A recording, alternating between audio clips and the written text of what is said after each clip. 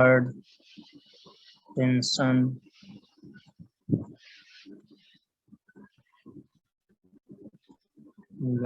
हो गया था फॉरगेटिंग, ये बता रहे हैं अधिगम के सिद्धांत, लर्निंग ऑफ थ्योरीज।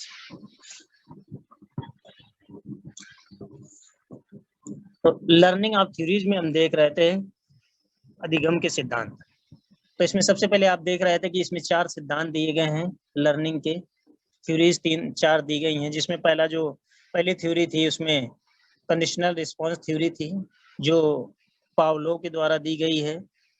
और इसमें इन्होंने क्या किया है, कुत्ते का उदाहरण दिया है, ठीक है। जैसे भोजन के लिए क्या होता है, कोई भी आदत बार बार काम करने पर एक आदत बन जाती है, ठीक है। इसमें एक कुत्ते का उदाहरण दे करके पावलो ने समझाया कि कंडीशन रिस्पांस थ्योरी क्या है। नेक्स्ट आगे दूसरा, ये मैं आपको बता चुका था नेक्स्ट टर्न पे।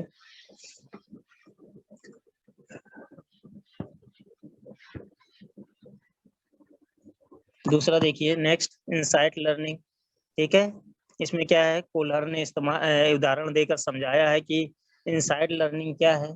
इसके अंतर्गत इन्होंने क्या किया, एक बंदर चिंपैंजी का इस्तेमाल किया, उसके उदाहरण को देकर इन्होंने समझाया था किस प्रकार से बंदर केले को प्राप्त करता है। तीसरा, ट्रायल एंड एरर थ्योरी, भूल प्रयास सिद्धांत। तीसरी जो थ्योरी है भूल प्रयास सिद्धांत, ये ट्रायल एंड एरर थ्योरी। इसमें क्या है, इनके जो राइटर हैं वैज्ञानिक हैं थॉर्नडाइक, इन्होंने एक बिल्ली का उदाहरण दे करके समझाया है कि किस प्रकार से जो आदत होती है, कोई काम बार बार करने से या डिफरेंट तरीके से कुछ काम करते हैं तो सफल हो जाते हैं। जैसे कि मैंने बताया आपको, भोजन के लिए रखा गया है, ठीक है, बिल्ली को भोजन दिया जा रहा है और वो कई बार क्या करती है, पिंजरे के अंदर, भोजन बाहर रखा है। हम देख रहे हैं तीसरा पॉइंट, ट्रायल एरर थ्योरी। तो देख रहे हैं कि भोजन क्या है, बिल्ली एक पिंजरे के अंदर है और भोजन बाहर रखा गया, भोजन प्रयास करती है लेने का, तो इस चक्कर में क्या करते हैं, पिंजरे के आसपास अंदर इधर उधर रन राउंड घूमती रहती है और इत्तेफाक से वहीं पर एक स्विच, ठीक है, या स्विच लगा है, पैनल लगा है, कुछ भी उसके पैर पर टच होता है और पिंजरा खुल जाता है, उसे भोजन प्राप्त हो जाता है। इससे बिल्ली को क्या समझ में आता है, क्या 1-2 बार ऐसा होता है और बाद में उसे इस बात का एहसास हो जाता है कि इस बार यहाँ पर ऐसा करने पर, इस पट्टी को दबाने पर ये पिंजरा खुल जाता है।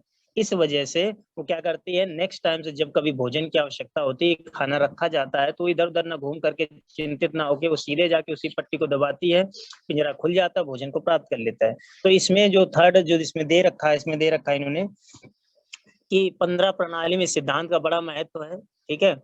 और विद्यार्थी पूर्व,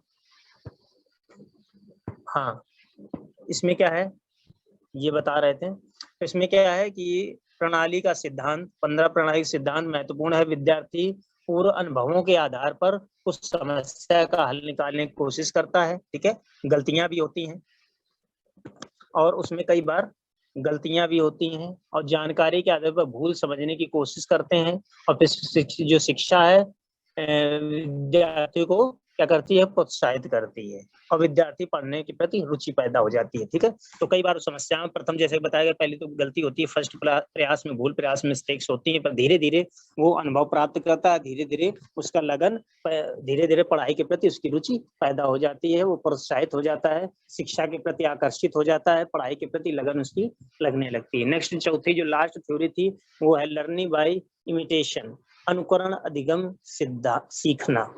यह माना गया तथ्य है कि मनुष्य बहुत सारी बातों का अनुकरण करता है, ठीक है। इस सिद्धांत में क्या है, हिगर्टी ने उदाहरण देकर समझाया है। इन्होंने क्या किया, हिगर्टी जो है, इन्होंने 2 बंदरों को इस्तेमाल किया है, 2 बंदरों को पिंजरों में क्या किया है, अलग अलग दोनों कैद हैं और जब दोनों अलग अलग कैद हैं बंदर, ठीक है, तो क्या होता क्या है कि एक बंदर दूसरे को बंदर को अपने पिंजरे से देख रहा है।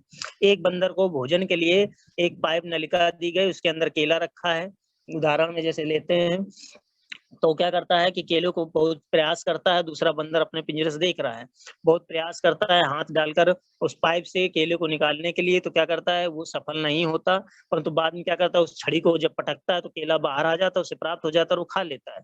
इस सब चीजों को बाहर सामने दूसरा बंदर देख रहा था। नेक्स्ट टाइम से जब देखने वाले बंदर को ऐसा ही प्रतिक्रिया दी जाती, पाइप दिया जाता, उसमें केला होता, तो वो क्या करता है, फिर परेशान नहीं होता। उसने देखा किस प्रकार से, तो उस छड़ी को तुरंत वो पटकता है जमीन पर, केला निकालता है, खा लेता है। तो कई बार होता है हम दूसरे को देख कर, दूसरा कैसे प्रैक्टिकल कर रहा है देख कर सीख लेते हैं, दूसरा कैसे ड्राइंग बना रहा है देख करके सीख लेते हैं, दूसरा कैसे नोट्स बना रहा है हम देख कर। तो कई बार होता है जो इगर्टी ने समझाया है कि हम दूसरे को जब आंखों से देखते हैं किसी वर्क को करते हुए, तो कई बार उस देख कर भी हम सीखते हैं, ठीक है, उसे देख करके सीखते हैं। तो इसमें कई बार होता है आप जो भी अनुकरण करते हैं, जो भी देख रहे हैं करते हुए, जैसे डेमोन्स्ट्रेशन होता है, लेसन प्लान होता है। तो डेमोन्स्ट्रेशन लेसन प्लान जो होता है, जब टीचर बताता है, सिखाता है, इंस्ट्रक्टर जब सिखाता है, तो आप देखते हैं कैसे लेसन प्लान बनाया जाता है, आपको बताया जाता है। और जब बताया जाता है, जैसे एक इंस्ट्रक्टर खड़े होके प्रीच करता है, बताता है, सिखाता है बोर्ड पर, उसी तरह से आप देख लेते हैं, आपको बताया उसी प्रकार आप भी पढ़ाने लगते हैं। तो जो सीखने का प्रोसेस है, देख करके सीखना, ठीक है, किसी प्रैक्टिकल को देख करके सीखना, किसी वस्तु से सीखना। तो आप किसी चीज को जब देख लेते हैं उस कार्य को होते हुए, तो आप उसके द्वारा अनुभव प्राप्त करते हैं और आपको रुचि पैदा होती है, आप उस काम को कर पाते हैं। तो ये 4 जो रूल्स होते हैं, ये बहुत इंपॉर्टेंट रूल्स हैं थ्योरीज ऑफ लर्निंग। तो इसमें एग्जाम जो क्वेश्चन आएंगे, क्वेश्चन कैसे आएगा कि कुत्ते का उदाहरण दे करके, ठीक है, किसी डॉगी का उदाहरण दे के, है ना, पाउलो ने जो थ्योरी समझाई उस थ्योरी का नाम क्या है। तो थ्योरी तो इसमें 4 लिखी है, तो आपको अगर पता है कि कंडीशन रिस्पांस थ्योरी है ये इनकी, तो आप टिक लगा पाएंगे, वरना आप ट्रायल एंड एरर थ्योरी में लगा देंगे, ठीक, जो थार्नडाइक के द्वारा दी गई। तो कौन सी थ्योरी किस वैज्ञानिक ने दी है, ये आपको पता होना चाहिए। चारों थ्योरीज पता होनी चाहिए किसकी किसकी हैं और किसके लिए उदाहरण उन्होंने दिया है। तो उदाहरण के बारे में पूछ सकते हैं, एक बिल्ली का उदाहरण किस वैज्ञानिक ने दिया और किस थ्योरी में दिया, तो आपको पता है थार्नडाइक, ट्रायल एरर थ्योरी, उसमें बिल्ली का उपयोग किया उन्होंने, ठीक है। तो इस तरह से क्वेश्चन बनेंगे आगे, हम लोग इसके एमसीक्यू सारे इस चैप्टर के किए जाएंगे। नेक्स्ट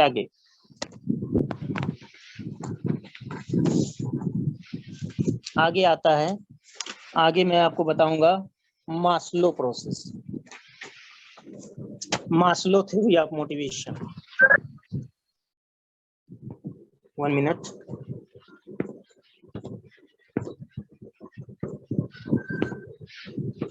फॉरगेटिंग हो गया है ये,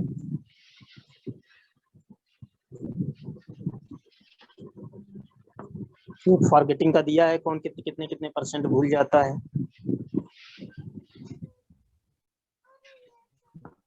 सर नेटवर्क ये नेक्स्ट नहीं जुड़ पा रहे हैं सर, अटेंडेंस देख के कराओ सर, नहीं जुड़ पा प्रॉब्लम रहा चल रही है। नहीं, बहुत लड़के जुड़ नहीं पा रहे हैं सर, परेशान हैं। अच्छा, जुड़ नहीं पा रहे हैं, तो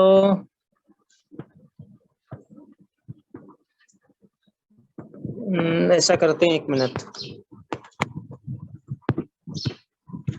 वो जो जूम दी गई है ना आईडी जूम, उसको उठाकर ग्रुप में है ना, उससे क्यों नहीं जुड़ पा रहे हैं, यानी प्रॉब्लम, कुछ प्रॉब्लम हो रही है। स्टूडेंट 64 जुड़े तो हैं, बाकी क्या दिक्कत है, कोई दिक्कत है क्या? लाइन पर आ रहे हैं, कितने लोग कंफ्यूजन में थे सर। अब 2 बजे क्लास के चक्कर में कितने लोग पढ़ गए थे? 2 बजे। अच्छा, हाँ तो आप सूचित कर दीजिए, बता दीजिए, बाकी को ज्वाइन कर। हाँ सर, आ गए हैं, लगभग आ गए हैं। ज्वाइन कर लीजिए, ठीक है। मस्त है, अटेंडेंस ऐसे रखना जिसमें सभी का नाम हो, ठीक है। हाँ ठीक है, स्क्रीनशॉट ऐसे रखिएगा। ओके, चलिए स्टार्ट करते हैं, नेक्स्ट पीडीएफ अपलोड कर देते हैं। 1 मिनट। तो 4 मेथड बता दिए हैं, अब नया रूल्स, नया थ्योरी स्टार्ट होगी। एक पिरामिड की थ्योरी दे रखी है इन्होंने, मास्लो थ्योरी। जो मास्लो थ्योरीज ऑफ मोटिवेशन है, इसमें एक पिरामिड संरचना बनाकर मास्लो ने समझाया है, वैज्ञानिक ने, कि मोटिवेशन को किस प्रकार से प्रदर्शित करते हैं। 1 मिनट। और समय बचेगा, देखते हैं, एमसीक्यू भी लगाने हैं इसको। एमसीक्यू जब तक नहीं खत्म होंगे तब तक ये चैप्टर खत्म नहीं होगा। तो इस चैप्टर ही जब हो जाता है कंप्लीट, तो उसके बाद एमसीक्यू भी है। हेलो सर, क्या हो गया? सर बुक का नाम क्या है इस वाली जिससे आप पढ़ाते हो? मैं आपको पीडीएफ भेज दूंगा। अरे सर, ये बुक का नाम बता दो। अब आपको भेज देंगे, अरे बुक ही भेज देंगे, डोंट वरी, परेशान ना हो, बुक दे देंगे, ठीक है। ये अभी हाँ सर, आपको बुक भेज दीजिए। क्लास खत्म होगी आपके ग्रुप में भेज देंगे, ठीक है, डोंट वरी। हाँ सर, इसमें लैंग्वेज, सिंपल लैंग्वेज में लिखा ना सर इस पे। हाँ हाँ मैं भेज दूंगा, आप लोगों जैसे क्लास खत्म हो गई आपके ग्रुप में आपको ये मिल जाएगी, ठीक है, ओके चलिए पवन मैं सर बहुत मुश्किल से क्लास चल रही है, बाद में करिए। हाँ हाँ ओके ओके चलिए ठीक है, स्टार्ट करिए बाद में, ठीक है ओके चलिए। हाँ हाँ तो हम क्या बता रहे थे, 1 मिनट।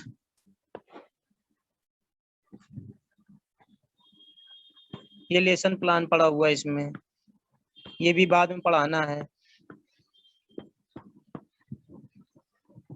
1 मिनट,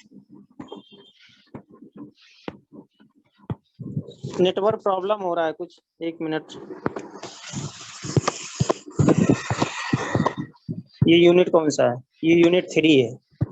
हाँ ये बता रहे थे हम, ओके चलिए। हाँ सबसे पहले इसमें दिया हुआ देख लिए, Maslow theories of motivation. Motivation जैसा कि मैंने बताया था नेचुरल आर्टिफिशियल मोटिवेशन होता है, और इसमें सबने अपने अपने विचार प्रस्तुत किए हैं। और मास्लो ने क्या किया है, जो मास्लो थ्योरी है इसमें इन्होंने एक पिरामिड बना रखा है, सामने आप देख पा रहे हैं एक पिरामिड बना रखा है।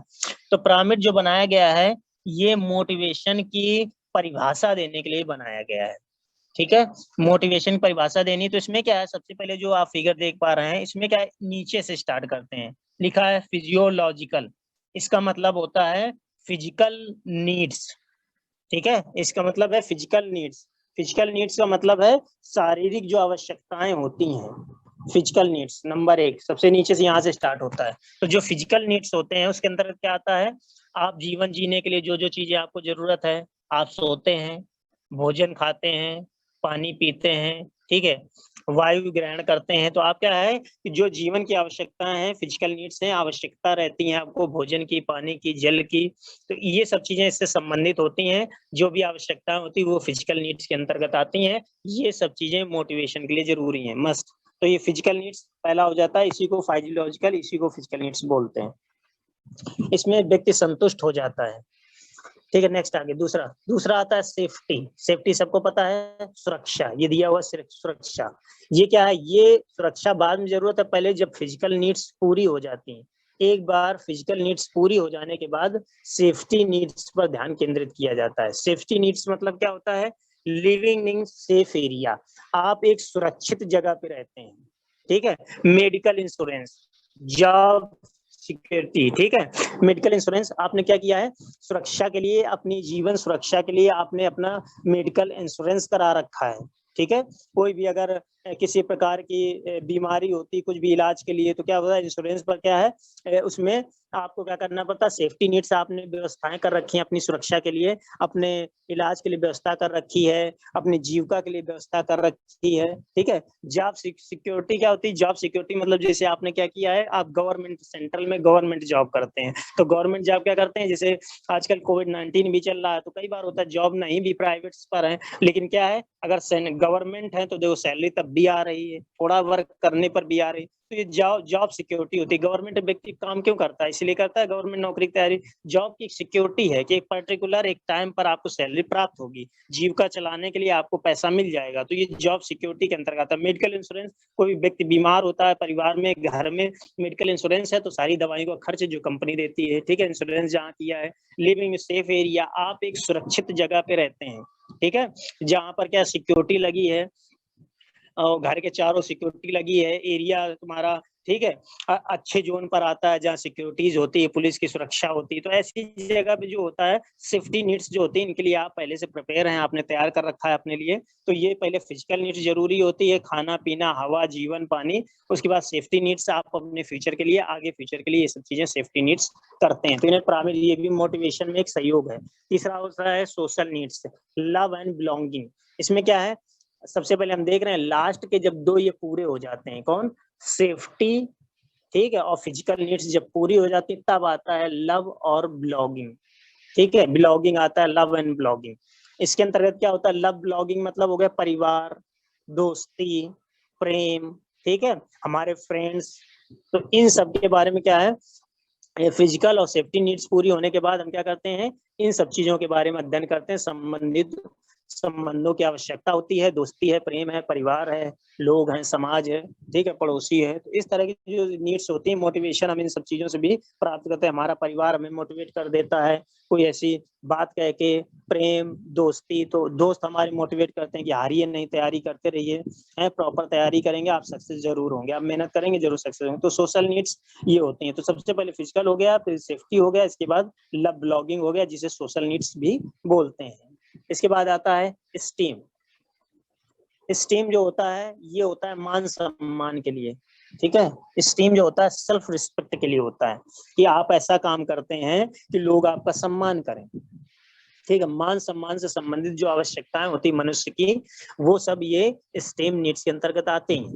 और उसकी हर एक मनुष्य की इच्छा होती है कि क्या करें, दूसरों से वो सम्मान प्राप्त करें, लोग उसकी तारीफ करें, लोग उसकी इज्जत करें, ठीक है, आपका सम्मान करें, इज्जत करें। तो आप ये भी मोटिवेशन के लिए जरूरी होता है। नेक्स्ट आगे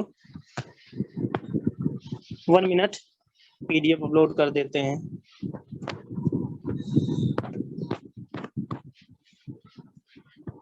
तो मैंने जैसा कि आपको पहले बताया था कि केवल एक अनुदेशक या इंस्ट्रक्टर केवल वो नहीं होता जो कोर्स पूरा करा देता है या आपको पढ़ा देता है, परंतु एक अच्छा अनुदेशक इंस्ट्रक्टर वो होता है जो अपनी प्रेरणा से आपको जागृत कर दे, आपके अंदर पढ़ाई के प्रति रुचि पैदा कर दे, आपके अंदर नई ऊर्जा भर दे, ऐसे विचारों को प्रस्तुत करे, ऐसे उदाहरण प्रस्तुत करे कि आपके अंदर पढ़ाई के लिए लगन हो, ठीक है, आपके अंदर ऊर्जा, नई ऊर्जा आ जाए, आप फ्रेश हो जाएं। फिर से आप अगर हार चुके थे, थक चुके थे पढ़ाई से, निराश हो गए थे, निगेटिव हो गए, तो आप पॉजिटिव में आ जाएं, आप फिर से सफलता की ओर बढ़ जाएं आगे, है ना। तो निराशा को आशा में बदलना जो होता है, मोटिवेशन का विशेष काम होता है। और मोटिवेशन जैसा कि हम देख रहे हैं, कई मामलों में मोटिवेशन अलग अलग होता है। परिवार, प्रेम से, दोस्ती से, जीवन से, प्रकृति से, सब चीजों से मोटिवेशन सीखते हैं, ठीक है। ओके, तो ये हो गया आपका फिजिकल नीड्स हो गया, सेफ्टी नीड्स हो गया, सेफ्टी में तो medical safety, job security, safe area में आप रहते हैं, सेफ्टी नीड, सोशल, ठीक है। लव बिलॉन्गिंग, ये परिवार दोस्ती से होता है संबंधित, उनसे हम सीखते हैं, उनसे संबंधित है ये। स्टीम, मान सम्मान, सेल्फ रिस्पेक्ट, कि लोग हमारा सम्मान करें, हमारा रिस्पेक्ट करें। जो ये तब होगा जब हम दूसरे का रिस्पेक्ट करेंगे। तो हर एक मनुष्य की इच्छा होती है कि लोग सम्मान करें, है ना, लोग तारीफ करें, तो उसके लिए पुरस्कृत भी किया जाता है मोटिवेशन में। नेक्स्ट आगे लास्ट में है सेल्फ एक्चुअलाइजेशन, ठीक है। इसके अनुसार क्या होता है, इसमें एक पूर्ण सामर्थ्य व्यक्ति को खोजना होता है। इसमें क्या होता है, कभी पूर्ण संतुष्ट नहीं होती, कई बार होता है कई इच्छाएं होती हैं, तो हर एक चीज तो पूरी नहीं हो जाती है, ठीक है। तो जब हर एक चीजें पूरी नहीं होती, तो एक नए नए अवसर प्राप्त करता है व्यक्ति, नई नई चीजें खोजता है, मान सम्मान के लिए कोशिश करता है, कमाने के लिए कोशिश करता है, सफलता के लिए कोशिश करता है। तो क्या करता है, स्वयं उसके अंदर से प्रेरणा आती है, और वो इन सब के लिए जब संतुष्ट नहीं होता, सब चीजों से, पैसे से नहीं संतुष्ट होता, तो उसे और पैसा चाहिए, नौकरी नहीं संतुष्ट होता, वो पढ़ता है और उससे अच्छे प्रोग्रेस और अच्छे पोस्ट पर जाए। तो सेल्फ उसके अंदर क्या होता है कि ये सब संतुष्ट जब नहीं हो पाता, तो व्यक्ति क्या करता है, आवश्यकताओं को खोजता रहता है, और वो सब चीजों में पूर्ण होना चाहता है। तो ये जो मास्लो है, इन्होंने क्या किया है कि इन्होंने एक पिरामिड बना रखा है, ये सब 5 सिचुएशंस बताई हैं, इन भागों में इन्होंने डिवाइड किया। तो ये मास्लो थ्योरी है, ठीक है। नेक्स्ट मास्लो मोटिवेशन की है। आगे चलते हैं, 1 मिनट, 1 मिनट, इसको मिटा देते हैं। ट्रांजैक्शनल एनालिसिस, ट्रांजैक्शनल एनालिसिस, इसमें क्या होता है, इसमें क्या करते हैं, इसमें होता है कि एक व्यक्ति कुछ बोल रहा है, दूसरा व्यक्ति कुछ सुन रहा है, उत्तर दे रहा है, ठीक है। ये ट्रांजैक्शन करते हैं ना, जब पैसा ट्रांजैक्शन करते हैं, वैसे हम लोग क्या करते हैं, इसमें बातचीत को आदान प्रदान करते हैं। जैसे मैंने बताया था 2 वे कम्युनिकेशन, जो इंस्ट्रक्टर और ट्रेनीज होते हैं उनके बीच में 2 वे कम्युनिकेशन होता है, ठीक है। आपस में क्वेश्चन किया गया, उधर से उत्तर आ गया, इनपुट किया गया, उधर से आउटपुट आ गया। तो ये जो होता है संस्थान के लिए ट्रांजैक्शनल एनालिसिस बहुत मस्ट होता है। इसके अंतर्गत क्या होता है, हम कुछ तत्वों को देखते हैं। इसमें क्या है, इसमें सूचना और तत्वों को सुनिश्चित करना होता है। 1 मिनट,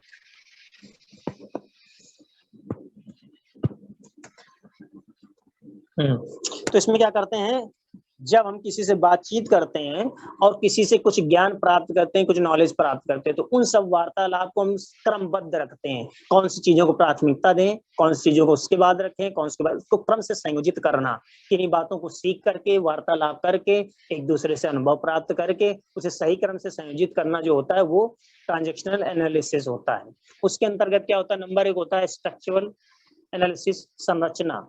किसी व्यक्ति के व्यक्तित्व का आकलन क्या करते हैं, संरचना से करते हैं। संरचना मतलब स्ट्रक्चर, ठीक है, बॉडी स्ट्रक्चर, बात करने का तरीका, ठीक है, आपके उठने बैठने का तरीका, ठीक है। तो जो होता है व्यक्तित्व जो होता है, तो हम दूसरे का आकलन ऐसे कर सकते हैं। ट्रांजेक्शनल बातचीत, ठीक है, व्यक्ति क्या कहते हैं और क्या करते हैं, ये सब चीजें हम तो क्या करते हैं ट्रांजेक्शनल एनालिसिस में देखते हैं। विनिमय विवेचना में गेम्स एनालिसिस, किसी संवाद में अंतर्निहित तथ्यों की विवेचना गेम होता है। खेल विवेचना, गेम्स एनालिसिस, कोई ना कोई किसी ना किसी चीज में परपक्व होता है, ठीक है।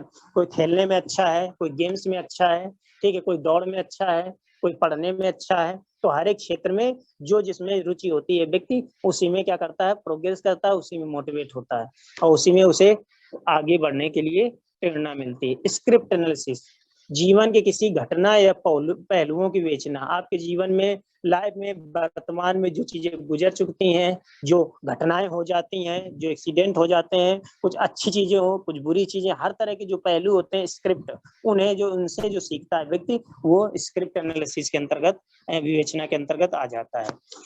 दूसरा संस्थान जो होता है, संस्थान के लिए ट्रांजेक्शनल एनालिसिस बहुत इंपॉर्टेंट होता है।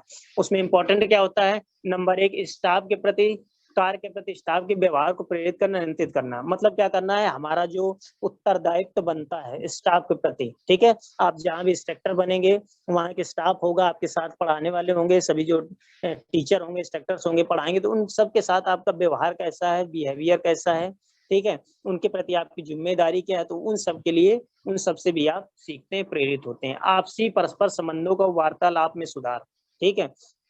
आप क्या करते हैं, पर्टिकुलर मित्रता तो सभी से है, लेकिन कुछ मित्र बहुत ज्यादा खास होते हैं, ठीक है। तो परस्पर क्या होता है, वार्तालाप में सुधार। आपको बात कर, जब एक दूसरे से बात करते हैं तो जैसे मैंने बताया था कि जब भी बोलते हैं तो क्या बोलते हैं, अच्छा बोलें, कम बोलें, कम बोलें, अच्छा बोलें। तो आप अपने वार्तालाप को, बात करने के तरीकों में भी सुधार आपसी संबंध में लाते हैं। कार्य संस्कृति को प्रभावित करना, कार्य संस्कृति मतलब आपका पहनावा, ठीक है, मैं बताया था आपको। तो पहनावा जो होता है, आप वेशभूषा कैसी है आपकी, ठीक है, तो आपका एटमॉस्फेयर कैसा है, वेशभूषा कैसी है आपकी, कार्य संस्कृति क्या है, लैंग्वेज क्या है, तो ये सब इंपॉर्टेंट होते हैं। और आप क्या करते हैं, कार्य संस्कृति प्रभावी कैसे होता है, आपको वही लैंग्वेज आनी चाहिए जो वहाँ आपका स्टाफ बोलता है। जैसे बताया था ना पहले, इंग्लिश आपके लिए मस्ट है। आपका सेंट्रल में कहीं इंस्ट्रक्टर बन जाएंगे, अनुदेशक, और आपका ट्रांसफर होगा, दूसरे स्टेट में जाएंगे जहाँ केवल इंग्लिश में ही पढ़ाई जाती है, ठीक है, पीओटी और सब चीजें, सब्जेक्ट इंग्लिश में है, तो इंग्लिश आना चाहिए। तो एक अनुदेशक के अंदर ये भी एक गुण अच्छा होना चाहिए, जरूरी है। नेक्स्ट आगे, ईगो स्टेट। ईगो स्टेट क्या होते हैं, ईगो स्टेट जो होता है वो अलग अलग स्तर का होता है। बच्चे का ईगो अलग होता है, पेरेंट्स जो होते हैं, माता पिता, उनका जो होता है ईगो वो अलग होता है, ठीक है। तो सभी के जो ईगो होते हैं वो अलग होते हैं। ईगो मतलब घमंड नहीं होता, आप घमंड से मत लीजिए। ईगो मतलब एक स्तर है, ठीक है, एक लेवल है, एक व्यवहार का, उनके अंदर जो व्यवहार होता है उनका स्तर है। इसका मतलब वो नहीं कि घमंड है, माता पिता में घमंड, बच्चों में ये नहीं, उससे कोई संबंधित नहीं, ठीक है। ईगो देख ले, व्यक्ति का सर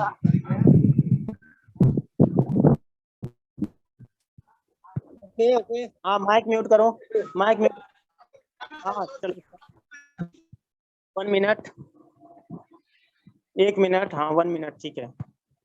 ईगो स्टेज, व्यक्ति का व्यवहार हमेशा कुछ आंतरिक अनुभूतियों के निर्देशित होता है, जिसके प्रारूप व्यक्तियों का आपसी, ठीक है, वार्तालाप ईगो के कारण होता है। और दो व्यक्ति आमने सामने होते हैं तो उसमें से एक व्यक्ति शब्दों या संकेतों द्वारा, ठीक है, तो एक व्यक्ति क्या करता है, बोलता है, दूसरा व्यक्ति उत्तर देता है, ईगो स्टेट, ठीक है। इसमें क्या है, अब आपस में वार्तालाप चल रही है, संकेत के द्वारा बता सकते हैं, कोई चीज दिखा करके आप समझा सकते हैं, मॉडल दिखा सकते हैं, कोई क्वेश्चन पूछा गया आप उत्तर देंगे। तो एक व्यक्ति आपस में टू वे कम्युनिकेशन हो रहा है ईगो स्टेट में। तो इसमें क्या था, संकेत शब्दों के द्वारा आप दूसरे से संवेदना करते हैं, बातचीत करते हैं और प्रश्न उत्तर करते हैं, जवाब करते हैं, जिसे डिबेट बोलते हैं ना, हम लोग डिबेट करते हैं, आपस में वार्तालाप करते हैं, ठीक है, एक दूसरे से प्रश्न उत्तर करते हैं।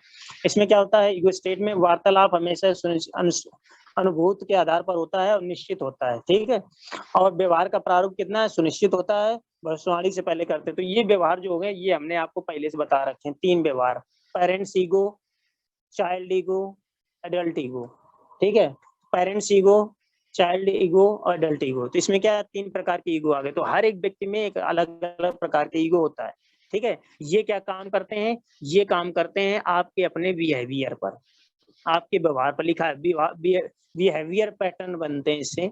तो इसमें क्या होता है, सबसे पहले आता है पेरेंट्स ईगो, ठीक है। पेरेंट्स ईगो में क्या होता है, इसमें पेरेंट्स ईगो में प्रभावित व्यक्ति अपने संवाद में सुरक्षित मूल्यांकन करने वाले दृष्टिकोण शब्दों का प्रयोग करता है, जिंदगी में अनुभवों की अवधारणा करता है पेरेंट्स, ठीक है। तो पेरेंट्स ईगो के अंदर जो व्यक्ति होता है वो अपने अनुभवों से सीखता है, अपने जीवन को सुरक्षित मूल्यांकन इवैल्यूएशन करके सीखता है कि मुझे कितना आता है, ठीक है, मैं किस प्रकार किस योग्य हूं। तो अपने अंदर झांकना जो होता है, अपने अनुभवों से प्राप्त करना होता है, अपना मूल्यांकन स्वयं कर लेना होता है, ये पेरेंट्स ईगो के अंतर्गत आता है। नेक्स्ट आगे, ये बुक आप पीडीएफ आपको मिल जाएगी, डोंट वरी, तो आप आराम से इसको बैठ के स्टडी कर सकते हैं। ये मैं आप लोगों को दे दूंगा, ठीक है, पीडीएफ। इसके बाद ऑब्जेक्टिव देखेंगे, समय बचेगा, इसके बाद ये खत्म हो रहा चैप्टर, तो ऑब्जेक्टिव भी बता दिए जाएंगे। हाँ, चाइल्ड ईगो 2 नंबर।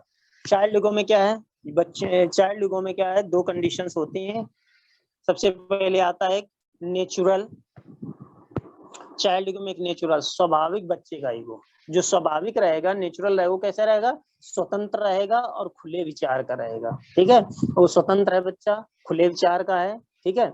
और वो क्या करता है, हर एक में सब जगह परिवेश में रहता है, सामाजिक सोसाइटी को समझता है, ठीक है, और खुले विचार का है, वो अपने विचारों को प्रस्तुत करता है। जबकि बाकी जो रहेंगे एडॉप्टिव, जो एडॉप्टिव बच्चा होता है, जिसे गोद लिया जिसे कह सकते हैं, तो वो बच्चा रहेगा, वो अपनी क्या करता है, वो परिश्रमी होगा, काम करने वाला होगा, लेकिन क्या होगा, नेतृत्व करने की क्षमता उसके अंदर नहीं होगी, ठीक है। क्योंकि उसे क्या होता है, अपने आप खुद गोद लिया हुआ, नेतृत्व मतलब होता है किसी का लीडरशिप करना, वो लीडरशिप की क्षमता उसके अंदर नहीं आ पाएगी, ठीक है। लेकिन वो क्या होगा, मेहनती परिश्रमी होंगे। इस प्रकार के जो बच्चे होते हैं कठिन मेहनत वाले, वे एडॉप्टिव ईगो चाइल्ड के अंतर्गत आते हैं। जबकि नेचुरल चाइल्ड ईगो होते हैं, वो स्वतंत्र खुले विचार के होते हैं, ठीक है। नेक्स्ट आगे, मैनिपुलेटिव चाइल्ड, ठीक है। मैनिपुलेटिव चाइल्ड क्या होता है, मैनिपुलेटिव चाइल्ड जो होते हैं बहुत ही कैसे होते हैं, धोखा देने वाले, चालबाज, चतुर, ठीक है, नालायक, सिर्फ अपना लाभ देखने वाले। मित्रता क्या करते हैं, दोस्ती इसीलिए करते हैं कि हमें फायदा हो, ठीक है। दोस्ती अगर बेनिफिट नहीं हो रहा तो दोस्ती को तोड़ देते हैं, ठीक है, दूसरों को कष्ट पहुंचाते हैं अपनी बातों के द्वारा, अपने स्वभाव नेचर के द्वारा। मैनिपुलेटेड चाइल्ड ईगो, ठीक है। तो ये जो बच्चे होते हैं, तो इस प्रकार 3 नंबर आप देख पा रहे हैं, तो ये जो होते हैं चतुर, चालाक, चालबाज होते हैं, दूसरों को धोखा देने वाले। तो इस तरह के ये चाइल्ड होते हैं, मैनिपुलेटेड चाइल्ड में आते हैं, अपने लाभ के लिए, स्वार्थ के लिए जीते हैं, ठीक है। नेक्स्ट अगला है लिटिल प्रोफेसर चाइल्ड ईगो, बच्चे का ईगो। लिटिल प्रोफेसर, प्रोफेसर मतलब क्या होता है, लिटिल छोटा है, लेकिन प्रोफेसर मतलब ज्ञान उसके पास बहुत है, ठीक है। लिटिल प्रोफेसर चाइल्ड ईगो क्या है, उसमें क्या है, उम्र से अधिक ज्ञान और निर्णय लेने की क्षमता, वो प्रोफेसर बन गया, जबकि छोटा है फिर भी प्रोफेसर जैसा ज्ञान है। तो जो कम उम्र में ही ज्यादा ज्ञानी बच्चे होते हैं और बड़े बड़े डिसीजन लेते हैं, जिन्हें देखकर लोग अचंभित होते हैं, अरे ठीक है, तो इसे इतना ज्ञान कहाँ है, तो बहुत छोटा है, इसे सारे नॉलेज है, ठीक है, इसे बहुत सी चीजें आती हैं। तो इस प्रकार से जो स्टूडेंट्स होते हैं, जो ट्रेनिंग बच्चे होते हैं, वो लिटिल प्रोफेसर चाइल्ड ईगो के अंतर्गत आते हैं, और वो कम उम्र में बड़े बड़े काम करते हैं, ठीक है। जैसे कि आजकल कहते हैं मानव कैलकुलेटर, कई छोटे छोटे बच्चे हैं जो इतना सब कुछ याद कर लेते हैं, ठीक है, और मल्टीप्लिकेशन बहुत ज्यादा अच्छा कर लेते हैं, मैथ्स बहुत अच्छा तैयार कर रखे हैं, कैपिटल्स तैयार कर रखे हैं। तो कम एज में रही वो क्या, उनकी मेमोरी जो होती है वो शार्प होती है, वो कर पाते हैं, ठीक है। तो ये हो गया चाइल्ड ईगो। इसके बाद ये अगर आपका कंप्लीट हो रहा है, तो अब आपके ऑब्जेक्टिव एमसीक्यू शुरू हो रहा है। ये आपका 1 मिनट, हाँ ठीक ठीक है, 3 आ गया। तो इसका मतलब है अब चैप्टर 1 खत्म हो गया, अब आपको बताना है हमें एमसीक्यू। एमसीक्यू कर लेते हैं, 1 मिनट। एमसीक्यू कहाँ गए?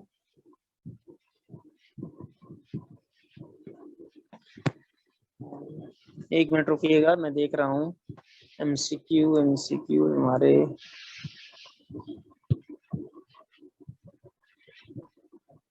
ये ठीक है, ओके ठीक है। मेरे ख्याल से ये आप देख पा रहे हैं, आपको क्लियर दिख रहा होगा। दूसरा चैप्टर है और इसके एमसीक्यू स्टार्ट हो गए और इसके बचे हुए एमसीक्यू कल करेंगे। चलिए स्टार्ट करते हैं। सबसे पहले नंबर 1, पहले नंबर 1 पर आता है, आप देख पा रहे हैं मनोविज्ञान क्या है, साइकोलॉजी क्या है। ठीक है, सबसे पहले आता है नंबर 1 पर साइकोलॉजी क्या है। तो साइकोलॉजी क्या है, नंबर 1 ए में लिखा मन का विज्ञान, व्यक्ति के आचरण का विज्ञान, व्यक्ति के व्यवहार अनुभव का सकारात्मक विज्ञान और ऑल ऑफ दी। ठीक है, तो इसमें क्या मनोविज्ञान क्या है, व्यक्ति का आचरण भी होता है, मन का विज्ञान भी होता है, व्यवहार अनुभव सकारात्मक सबका आएगा, ऑल ऑफ दीज वन का। नेक्स्ट आगे क्वेश्चन नंबर 2 जनरल साइकोलॉजी है। ठीक है, जनरल साइकोलॉजी हमने 2 बताए थे, एक होता है जनरल साइकोलॉजी, दूसरा होता है एजुकेशनल साइकोलॉजी। ठीक है, शिक्षा साइकोलॉजी, तो 2 होते हैं। तो ये जनरल साइकोलॉजी है पहला। जनरल साइकोलॉजी के अंतर्गत बताया जा रहा है कि क्या क्या आएगा, व्यक्ति के व्यवहार, प्रकृति का अध्ययन विज्ञान, नंबर 2 मेंटल फिजिकल सोशल, तीसरा emotional culture economic conditional aspect और ऑल ऑफ दीज। तो हमने बताया था आपको जनरल में के अंतर्गत क्या क्या ये सब बताए थे। एलिमेंट्स फैक्टर जनरल्स के अंतर्गत फिजिकल मेंटल इमोशन और एनवायरनमेंट सोशल कल्चर, ये सब मैंने आपको बताया था। तो ये सारी जो कंडीशंस एबीसी हैं वो सारे आ जाते हैं जनरल साइकोलॉजी में। ठीक है, तो ये तुम्हारा ऑप्शन 2 का डी सही हो गया। इसके बाद नेक्स्ट आ गया तीसरा, how to study the general psychology. कैसे आप एक साधारण मनोविज्ञान का क्या करते हैं, अध्ययन करते हैं, किस प्रकार से अध्ययन करते हैं। ठीक है, कौन कौन सा प्रोसेस है, किस प्रकार से अध्ययन करेंगे। तो by number 1 by development process, development करके, बाय ऑब्जर्वेशन और शोषण करके, बाय एक्सपेरिमेंटल स्टडी। ठीक है, तो तीनों कंडीशन जो है आप तीनों तरीके से करते हैं, ऑल ऑफ दिस। ठीक है, मैक्सिमम ज्यादातर ऑल ऑफ दीज ही सही होता है, कुछ कंडीशंस में सही नहीं होते, बाकी ज्यादातर ऑल ऑफ दीज होते हैं। नेक्स्ट चौथा एजुकेशनल साइकोलॉजी, हमने बताया था ना अभी, एक जनरल साइकोलॉजी एजुकेशनल, तो साइकोलॉजी जनरल हो गई, एजुकेशनल। एजुकेशनल के अंतर्गत आप देख पा रहे हैं इसमें क्या लिखा है, नंबर 1 शिक्षा के सापेक्ष व्यक्ति के व्यवहार का आकलन इवेल्युएशन करना। ठीक है, दूसरा आत्म परीक्षण अवलोकन। ठीक है, आत्म परीक्षण अवलोकन, तो ये तीनों कंडीशंस ए बी दोनों आ जाएगा, यानी कि सी ऑप्शन इसका सही रहेगा बोथ। ठीक है, ए बी पहला दूसरा दोनों सही है। एजुकेशनल साइकोलॉजी में दोनों आता है, आत्म परीक्षण भी होता है और व्यवहार का आकलन भी होता है। क्वेश्चन नंबर 5 शिक्षा के मनोविज्ञान के लिए 2 आवश्यक तत्व। शिक्षा के विज्ञान के लिए 2 आवश्यक तत्व आप देख पा रहे हैं। शिक्षा के यानी कि शिक्षा मतलब ये एजुकेशनल साइकोलॉजी रिपीट हुआ है, तो आत्म परीक्षण अवलोकन, ये दोनों चीजें दी हैं तुम्हारे बी नंबर पे, तो ये भी होता है, दोनों होते हैं, तो बोथ हो जाएगा 5 का सी ऑप्शन, यानी कि आत्म परीक्षण और अवलोकन दोनों चीजें एजुकेशनल साइकोलॉजी के अंतर्गत आती हैं। नेक्स्ट आगे क्वेश्चन नंबर 6, इसके आगे के जो ऑब्जेक्टिव बच जाएंगे वो कल करेंगे, पूरे एमसीक्यू खत्म करेंगे तभी तीसरे में करेंगे। क्वेश्चन नंबर 6 शिक्षा का विज्ञान यानी कि एजुकेशन साइकोलॉजी जो होता है, निम्न में से किन कारकों में विकास करके शिक्षण सीखने की प्रवृत्ति को परिष्कृत करता है। ठीक है, तो इसमें क्या कह रहे हैं, जो शिक्षा एजुकेशन रहते हैं, तो इसमें क्या है, इसमें दे रखा है इन्होंने एजुकेशन साइकोलॉजी में ए नंबर नॉलेज स्किल एप्टीट्यूड, और ये तीनों चीजें मैं आपको विद परिभाषा बता चुका था, नॉलेज स्किल एप्टीट्यूड यानी कि तीनों होता है, इसका मतलब ये क्या हो जाएगा, ऑल ऑफ दीज हो जाएगा। ठीक है, ये हो जाएगा आपका ऑल ऑफ दीज। ठीक है, इसके बाद आ जाता है नेक्स्ट आगे क्वेश्चन, तो knowledge skill aptitude. Okay, next आगे क्वेश्चन नंबर आगे 7 नंबर दे रखा है इन्होंने, नॉलेज 1 मिनट, नॉलेज स्किल। हाँ, इन्हें क्या कहेंगे, सबसे पहले नॉलेज, तो नॉलेज की बात आती है, मैंने बताया था ना, ठीक है, और टू डू बाय हैंड ये सब बताए थे तीनों में देख लें। तो नॉलेज क्या है, to do by hand, knowledge कैसे, हाथ के द्वारा आएगा। B number feeling and emotion by heart, या हार्ट के द्वारा फीलिंग द्वारा आएगा, या to know by head, knowledge आएगा दिमाग से, यानी कि टू नो बाय हेड। ठीक है, द्वारा, तो तुम्हारा 7 का सी ऑप्शन ये सही हो जाएगा। स्किल, स्किल कैसे आता है? स्किल हाथों से आता है, ठीक है। आप जब प्रैक्टिकल करते हैं तो आप हाथों में हुनर सीखते हैं। स्किल, स्किल मतलब प्रैक्टिकल करना। तो आप क्या करें, जिसमें हैंड लिखना है तो ये हो जाएगा तुम्हारा 8 का ए ऑप्शन हो जाएगा। 1 मिनट। तो 8 का A option, to do by hand, हाथों से आप स्किल करते हैं, ठीक है। नॉलेज जो होता है वो बाई आंसर से होता है। नेक्स्ट आगे क्वेश्चन नंबर 9 देख लें, एप्टीट्यूड, ठीक है। अटेंडेंस कर लीजिएगा, जिसमें सभी का नाम अटेंडेंस कर लीजिए कंप्लीट। नेक्स्ट 9 नंबर, एप्टीट्यूड, ठीक है। तो एप्टीट्यूड क्या है? 9 नंबर दे रखा है। एप्टीट्यूड क्या होता है? Aptitude feeling and emotion bye, ठीक है। जो फीलिंग इमोशन होते हैं, इमोशन होता है, फीलिंग्स होता है, ये हार्ट के द्वारा होता है, ये एटीट्यूड है आपका, ठीक है। जबकि ये नंबर हैंड जो था वो क्या था? स्किल था, और बाय हेड जो था वो नॉलेज था। तीनों हो गए, इंपॉर्टेंट है। आगे क्वेश्चन नंबर 10, ज्ञान इंद्रियों की क्रिया प्रतिक्रिया क्या कहते हैं? ज्ञान इंद्रियां जो होती हैं उसे क्या कहते हैं? तो ज्ञान इंद्रियां जो होती हैं, कान, नाक, ठीक, तो ज्ञान इंद्रियां होंगी वो क्या व्यवहार को प्रकट करती हैं, ठीक है। व्यवहार को यानी कि बिहेवियर को प्रकट करती हैं, ठीक है। मनोविज्ञान तो ये तो पूरा चैप्टर है, इससे कोई मतलब नहीं है, संवेदना से मतलब नहीं, लेकिन ज्ञान इंद्रियों की जो क्रिया प्रतिक्रिया होती है, नाक, कान, इन सब का जो वर्क रहता है वो सब व्यवहार के अंतर्गत आता है। तो 10 का ऑप्शन ए सही हो जाएगा। नेक्स्ट अगला क्वेश्चन नंबर 11, ये तो फार्मूला हमने आपको बता रखा था, knowledge plus skill into attitude, इसका सही आंसर क्या रहेगा? ठीक है, तो ये मैंने आपको फार्मूला लिख के बताया था, परफॉर्मेंस बताया था ना, एटीट्यूड बराबर परफॉर्मेंस बटे नॉलेज प्लस स्किल। तो ये परफॉर्मेंस का फार्मूला हो जाएगा ए नंबर, ठीक है। ये ऑप्शन है परफॉर्मेंस। परफॉर्मेंस बराबर होता है knowledge plus skill into attitude. ये मैं आपको बता चुका, नेक्स्ट टाइम से मैं आपको पहले से सूचित कर चुका था, बता चुका था। नेक्स्ट क्वेश्चन नंबर 12, ठीक है। क्वेश्चन नंबर 12 देख लें, इंटरेस्ट प्लस अटेंशन, ठीक है। रुचि और ध्यान, रुचि और ध्यान दोनों क्या होता है? बताया था कि रुचि और ध्यान, यानी कि अगर अटेंशन निकालेंगे तो क्या निकलेगा?